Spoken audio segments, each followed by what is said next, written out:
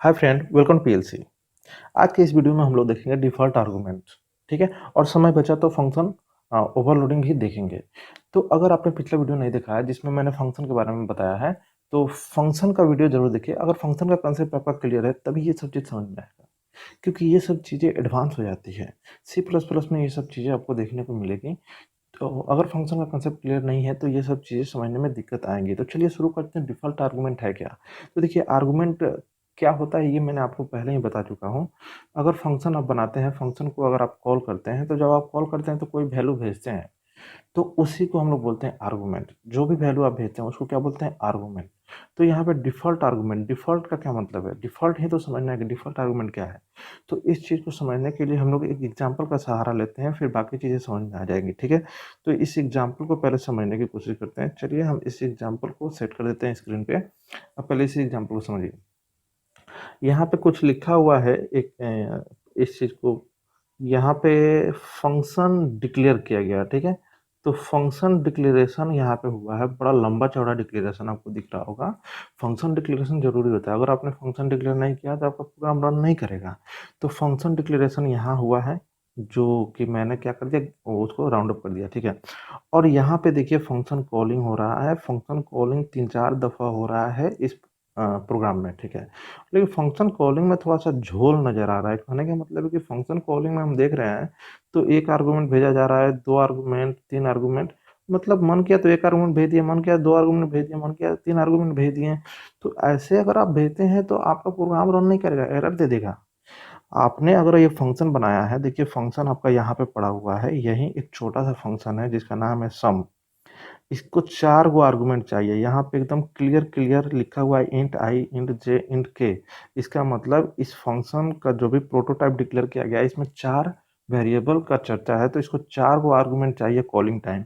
तो जब आप इस फंक्शन को कॉल कीजिएगा तो आपको 4 आर्गुमेंट भेजना ही होगा।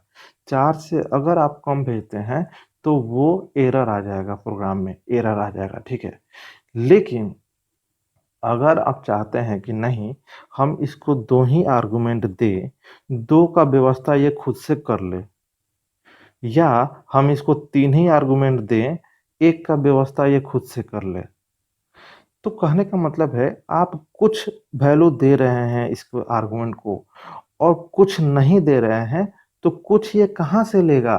तो कुछ का व्यवस्था आप पहले से कर दीजिए कि अगर इसको और इसको अगर आर्गुमेंट नहीं मिल रहा है कॉलिंग के दौरान, तो ये कहीं और से ले ले अपना। बस यही तो कॉन्सेप्ट है फंक्शन ओवरलोडिंग का। फंक्शन ओवरलोडिंग का यही कॉन्सेप्ट है कि अगर आप आर्गुमेंट कम भी भेजते हैं, तो उसको कहीं और से आर्गुमेंट मिल जाए। देखिए, इतना तो आप याद रखिए कि इसको 4 गो वैल्यू तो हर हाल में चाहिए। इसको मतलब हर जब भी आप इस फंक्शन को कॉल कीजिएगा तो जितने भी यहाँ पे आर्गुमेंट हैं, सबको वैल्यू तो हर हालत में चाहिए। कहीं और से मंगा दीजिए तो, या आप खुद दे दीजिए तो। तो आइए इस प्रोग्राम को समझते हैं। आधा से ज़्यादा तो समझ ही गए हैं हम लोग, फिर भी समझते हैं। देखिए, पहली बार जब फंक्शन को हम लोग कॉल कर रहे हैं, तो यहाँ पे एबीसीडी भेज रहे हैं, जो कि एबीसीडी आपके प्रोग्राम इस मेन फंक्शन में है। ए का वैल्यू 2 है, बी का 3 है, सी का 4 है, डी का 5 है। तो एबीसीडी का वैल्यू चला जाएगा एकदम लगातार इसी तरह से चला जाएगा, ठीक है। तो ये तो एकदम 100% रन करेगा। लेकिन जब यहाँ पे देख रहे हैं, तो यहाँ पे जब फंक्शन को कॉल किया गया है, तो 3 ही भेजा जा रहा है। तो मतलब कि यहाँ पे इसके लिए तो आ जा रहा है, इसके लिए भी आ जा रहा है, इसके लिए भी आ जा रहा है, लेकिन इस बेचारे के लिए नहीं आ रहा है।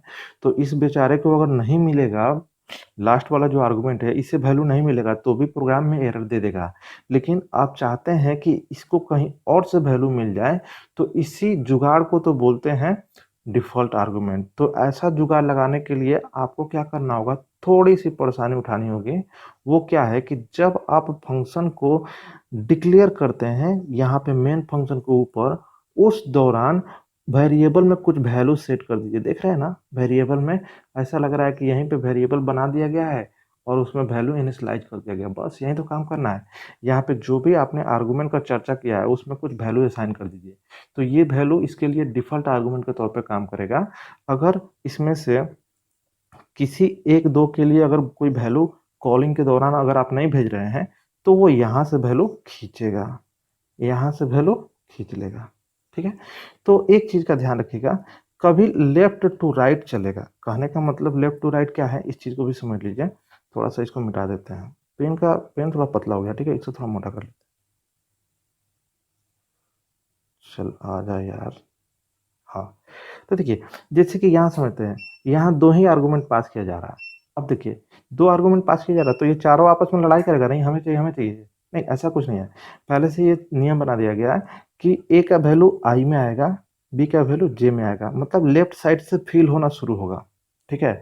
और बाकी k और l अपना ऊपर से जुगाड़ लगाएँ, तो ये c वाला वैल्यू आ जाएगा k में और यहाँ का जो 40 वैल्यू आ जाएगा वो l में। बस यही कहानी है, ठीक है? यहाँ आप एक आर्गुमेंट के साथ कॉल कर रहे हैं, तो इसका मतलब इनको भी उस समय ऊपर से ही जुगाड़ लगाना होगा, ठीक है? केवल i को इस सूरत में केवल i को ही वैल्यू मिलेगा आपके कॉलिंग से, बाकी ऊपर से लेना होगा। तो ये हो गया डिफ़ॉल्ट आर्गुमेंट। डिफ़ॉल्ट आर्गुमेंट कैसे बनाते हैं, बस इसी चीज़ को ध्यान में रखिए। डिफ़ॉल्ट आर्गुमेंट कैसे बनाते हैं, बस ये वाला लाइन को ध्यान में रखिएगा। आपसे प्रोग्रामिंग कोई नहीं कराने जा रहा है, बस क्वेश्चन का आंसर मारना है। तो डिफ़ॉल्ट आर्गुमेंट आपने समझ गया, बस चलिए काम खत्म। अब देखिए, अब हम लोग फंक्शन ओवरलोडिंग का कॉन्सेप्ट देखते हैं। ये भी बहुत कमाल का एक कॉन्सेप्ट है, फंक्शन ओवरलोडिंग। मतलब देखिए, जो लिमिटेशन था सी लैंग्वेज में, इसको तोड़ा गया सी प्लस प्लस में। सी लैंग्वेज में ऐसा माना जाता था, ऐसा पहले तो यही आपने खुद देख लिया, सी लैंग्वेज में ऐसा काम नहीं करेगा कि यहाँ 4 गो आर्गुमेंट चाहिए, आप यहाँ से 2 गो दे रहे हैं, तो ये तो सी लैंग्वेज बर्दाश्त ही नहीं कर पाएगा। लेकिन उस नियम को यहाँ पे तोड़ के कुछ अलग बना दिया गया।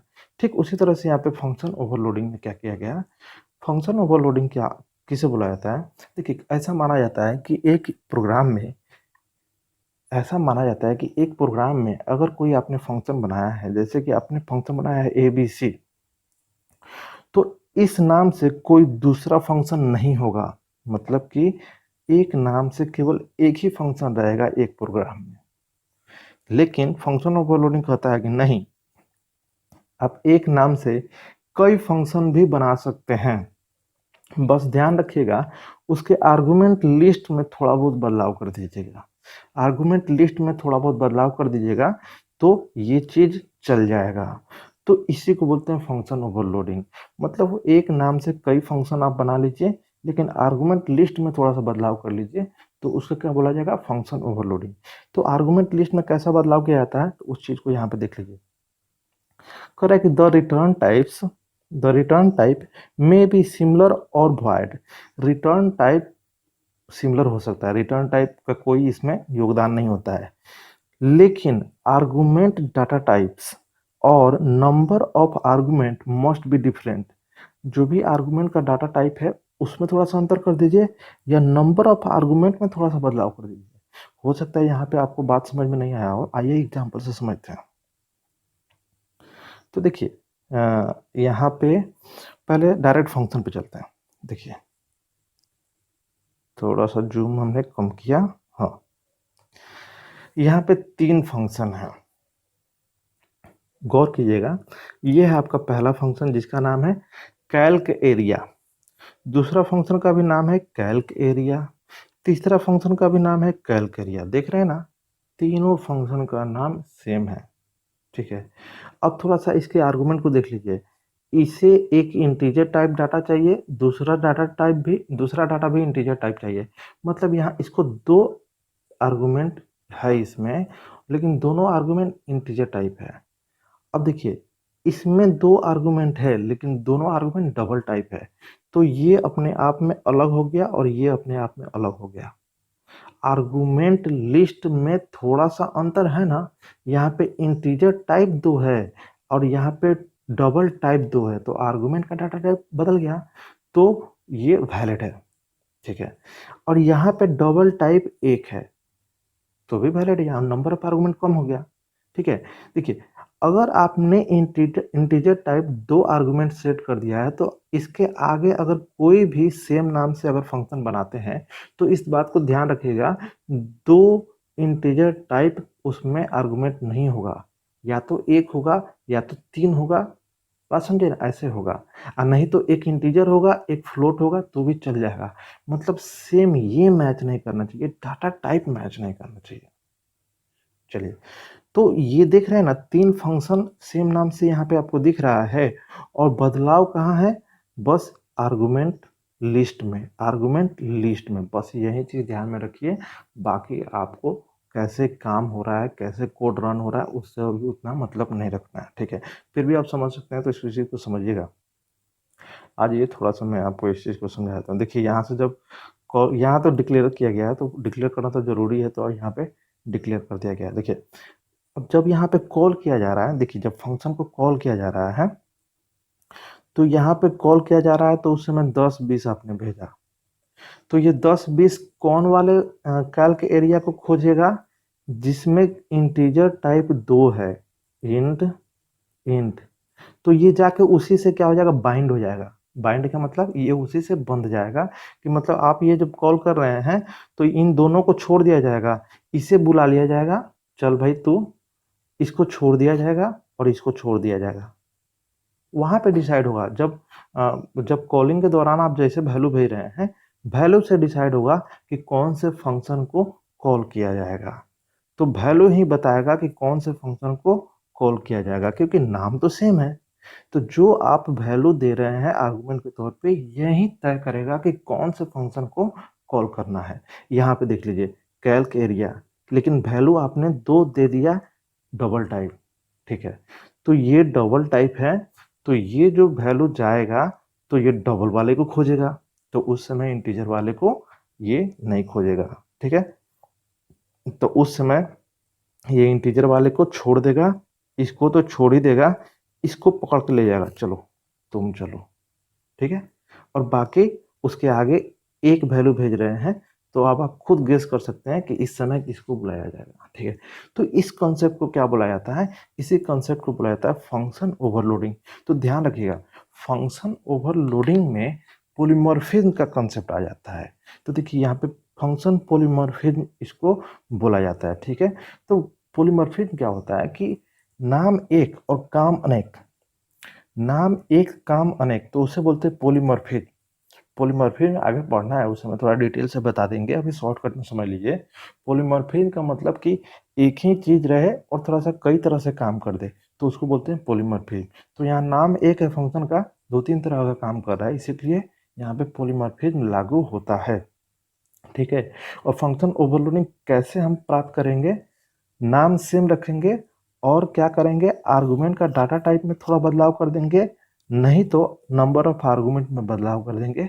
तो इस तरह से आप फंक्शन ओवरलोडिंग अचीव कर पाइएगा। चलिए मिलते हैं नेक्स्ट वीडियो में, तब तक के लिए थैंक यू।